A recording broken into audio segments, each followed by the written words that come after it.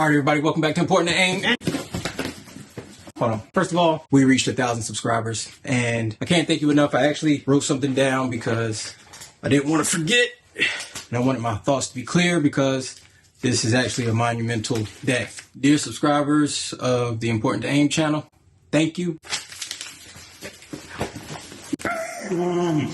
All right, so look, we've got the Sig P320 M18. Not really an unboxing. I've shot this. I shot it even before the range footage you'll see. Let's look and see what comes in this box. First and foremost, owner's manual. The thing about me is I actually took a speed reading class in high school, so I normally don't show people my talent, but here we go.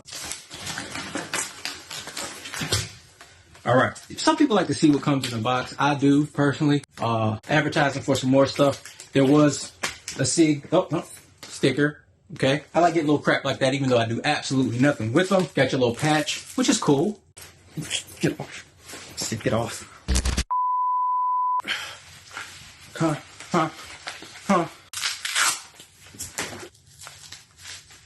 Sig, man. How you like it? In the box. Let me tell you, this is actually a great value, in my opinion. Obviously, after shooting, a lot of people go into one magazine nowadays, especially long guns.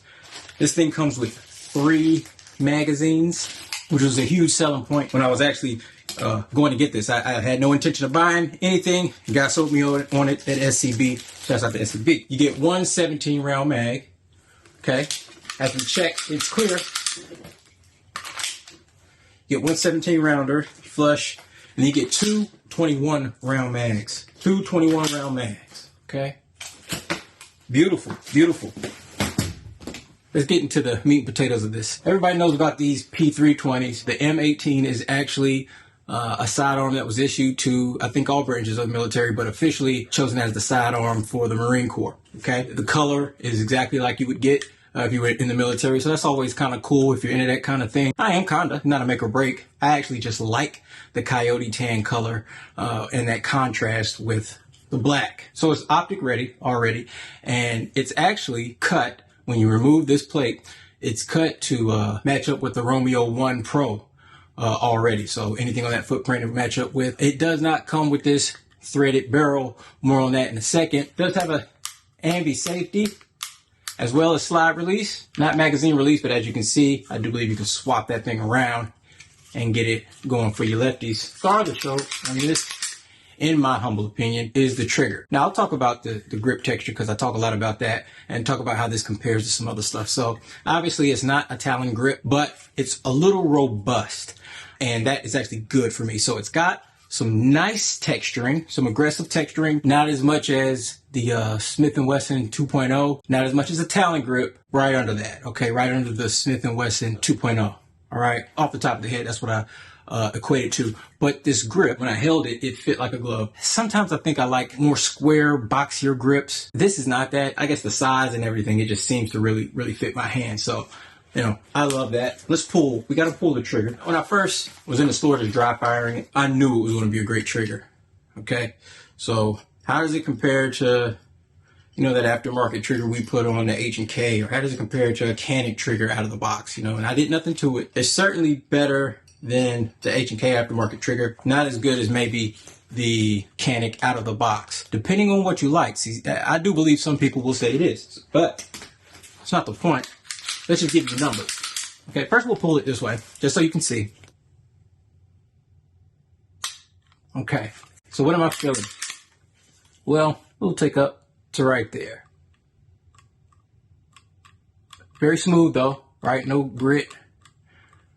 Then pressure. That breaking point is extremely smooth. Okay, so it's got a point that it's going to tell you I'm ready to break. But if you're used to shooting something with a firm wall and needing a lot of pressure after that wall, this is going to shock you. It's going to surprise you, and you probably will shoot it pretty well because of it. Okay, because it is surprising. Let's pull it a couple times. That thing was so light it didn't even register. Ha ha ha. Running into a little technical difficulties. It's 7. I'll tell you what, if this is 7, then this is the lightest 7 you'll ever feel in your life. Something must be wrong with the trigger gauge. Don't care. Here we go. It's got Sig light night sights, okay, and this comes with it. Let's talk about the barrel, okay, and some of the infield in-action shooting. First thing we did, we just shot it normally with a factory Sig barrel right here. Nothing fancy, nothing special about it. But of course, we're on our quest to find the best handgun to suppress, so we had to get a threaded barrel. Now, the one I got was this Griffin Armament, a Sig P320 CTB. Boom, boom, boom. Do what you will with that. It came with a free micro comp. And guys, look, you just look at the footage and you tell me. I didn't see any difference, or really feel any difference, not much, if anything, between shooting it either with the regular barrel or without this comp compared to with the comp. We're gonna shoot it with the regular barrel. Then we got this. See if it runs. It actually holds up and sticks with this threaded barrel, so I don't know how that's gonna go. I've shot this gun before. I did have some hiccups, so let's see how it does today.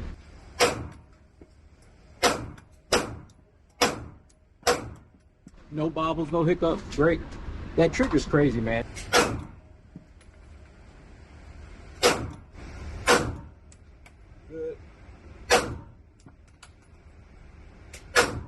I keep hitting the slide release on the other side. I kind of use this as a gas pedal.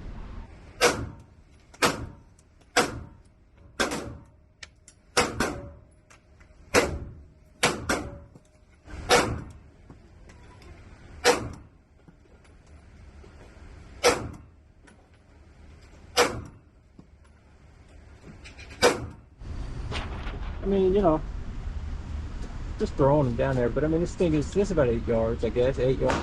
Yeah, it's great. That trigger's fantastic.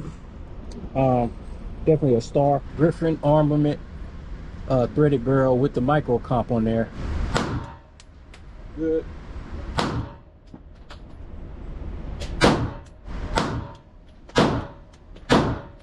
I like shooting it without a suppressor. It's a nice shooting gun. Let's throw it on there before this barrel gets too hot. And that did loosen up, so hand tight's not the way to go. I have high hopes for this combo. Let's start with 850.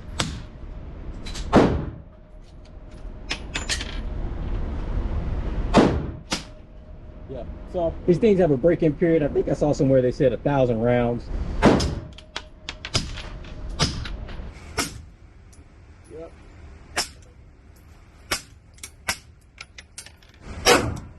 Get on there.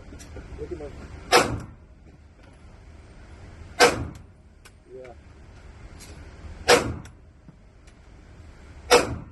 That's the final target, all those shots. I mean, yeah, some of that stuff was crazy. Sometimes I shot low on purpose. A couple of those are flyers, but I mean, you see how we're shooting, just throwing the stuff down there, chewing out a hole. It's very accurate. Whatever, but I can tell you this, 100% it looks better, doesn't it? It looks better than a standard Sig P320. And then look, of course, you got the little Sig emblem right there that looks disgusting on camera.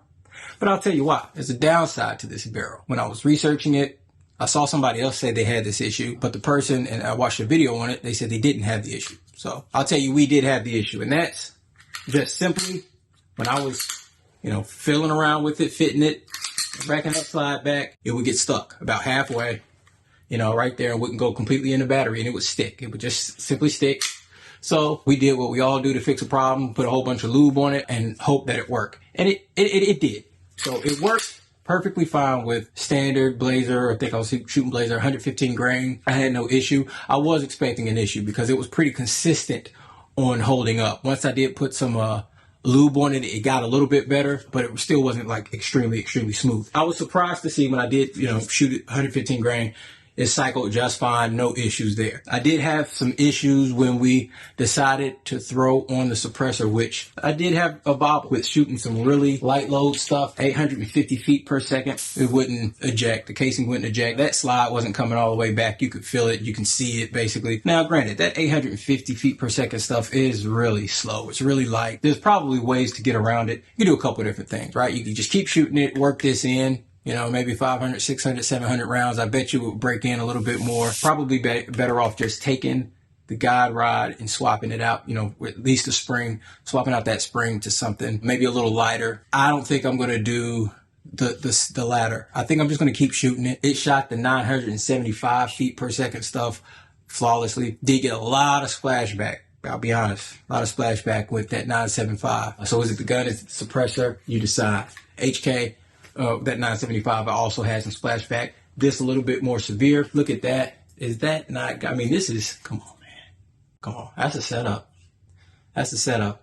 We threw an O-light on there. I know a lot of people hate on O-lights. Listen, you guys should be proud of me. All these cheap lights and stuff that I have. Of course, we are doing experiments on those lights, so it's not for no reason, but I'm going to show you guys something. Now, see that light? Please stop doing your reviews, pointing this doggone thing at the camera and shining the light.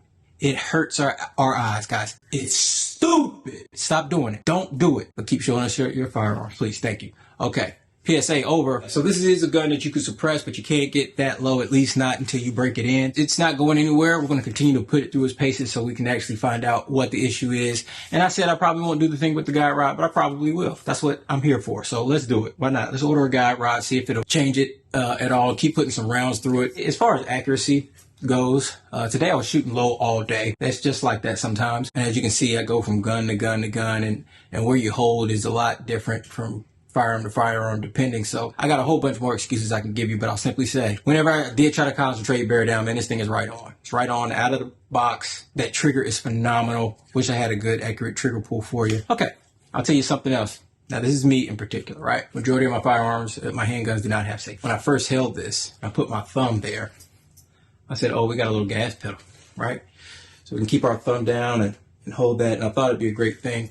The slide release, I'm actuating that slide release pretty much any way I hold, okay? Unless I deliberately just kind of off thumb it, which I like to get a little closer than that. But I hold a lot of different ways, especially when I start handling the smaller guns. You'll see my grip is a little different, but you'll notice that a lot less fidgety, kind of redoing your hands after each shot.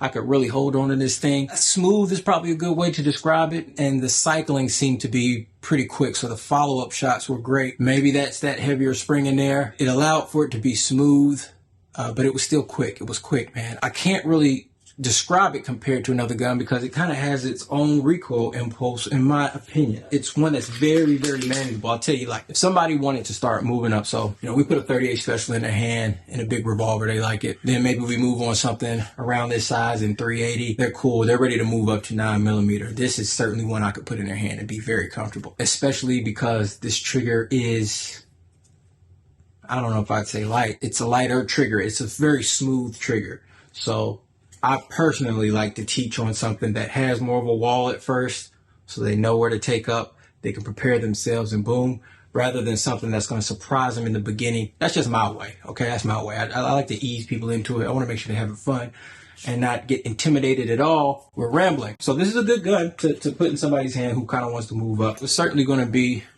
you know, kind of stay in that bag, that range bag a lot and get some rounds through it. I'd be interested to see if it loosens up a little bit.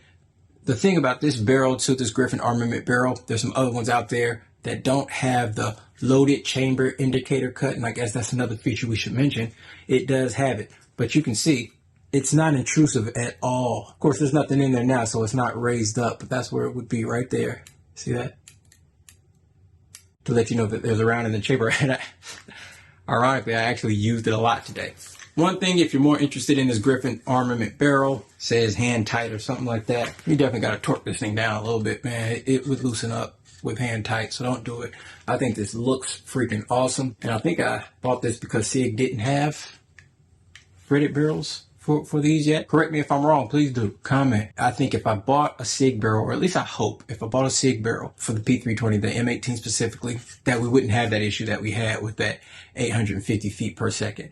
You know, and I do that because, first of all, I don't want to put undue stress on that suppressor, and I don't want to leave a bad impression with that suppressor sound-wise. I know it's hard to tell anyway on video, but you got to be under, I think, you know, I don't know, 1,000. You got to be at 1,000 for sure feet per second for this thing to really be subsonic. And you get some of that benefit. So the 975 gets us there. The 850 puts us well under there. And that's where you can really see how great that suppressor is. I'll tell you, with the 850, even though it turns it into a single shot, it's a whisper. It is a whisper. So I like it. I like it a lot. There's some things we're going to work out with it. And I will update you as we go. And seriously, all jokes aside, man, I really appreciate it. We're at 1,000. As long as you keep watching, I ain't stopping. Share it. Share it. You know, we're gonna keep cranking these things out, man. That's all I got. To the next one, peace.